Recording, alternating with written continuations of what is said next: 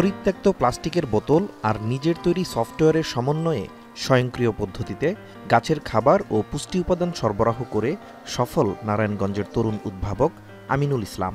এ পদ্ধতিতে গাছে পরিমিত পুষ্টি উপাদান সরবরাহ ও খাদ্য নিয়ন্ত্রণের মাধ্যমে এসেছে সফলতা। আমিনুলের উদ্ভাবিত এ পদ্ধতি ব্যবহার করে একটি গাছে সাধারণত যে পরিমাণ ফল পাওয়া যায় তার তুলনায় কয়েক গুণ বেশি ফুল ও ফল মিলছে। আবার চাইলে খাবার ও পুষ্টি নিয়ন্ত্রণের মাধ্যমে পেছানো যায় ফলনের সময়, যে পদ্ধতি মোবাইলের মাধ্যমে যে কোনো স্থান থেকেই নিয়ন্ত্রণ করা সম্ভব। সফটওয়্যার থেকে সিগন্যাল দিলে সে ওই যে রাউটারে পায়, রাউটার থেকে সে আমি যেই ডিভাইসটা উদ্ভাবন করছি ওই ডিভাইসটা সে এটা ক্যাচ করে সিগন্যালটা, তারপরে কতটুকু ওয়াটার গাছে দিতে হবে এই জায়গা থেকে আপনি 1 থেকে যদি 70 পর্যন্ত গণেন তাহলে পুরা আপনি 100% মানে এই জায়গার মধ্যে আপনি এনার্জি দিতে পারবেন। বছর দুয়েক আগে এই পদ্ধতির উদ্ভাবন করে স্থানীয় পর্যায়ে বেশ সাড়া ফেলেন আমিনুল। তবে অণুবীক্ষণ যন্ত্রটি নষ্ট থাকায় ও ল্যাপটপও ঠিকঠাক কাজ না করায় ব্যাহত হচ্ছে উদ্ভাবনের কাজ। তাই সরকারি পৃষ্ঠপোষকতা পেলে গবেষণাকে এগিয়ে নিয়ে সারা দেশে ছড়িয়ে দিতে চান তার প্রযুক্তি।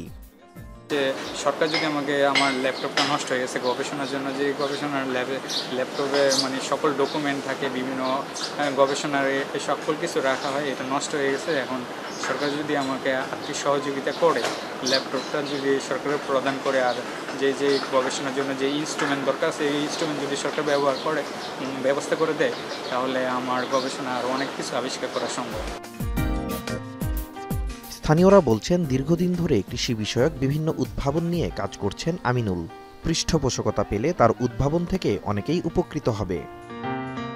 3-4 বছর যাবৎ এই কাজ করতেছে, মানে গাছ লাগায়, পানি দিয়ে মানে সেবা শুশ্রূষা করে।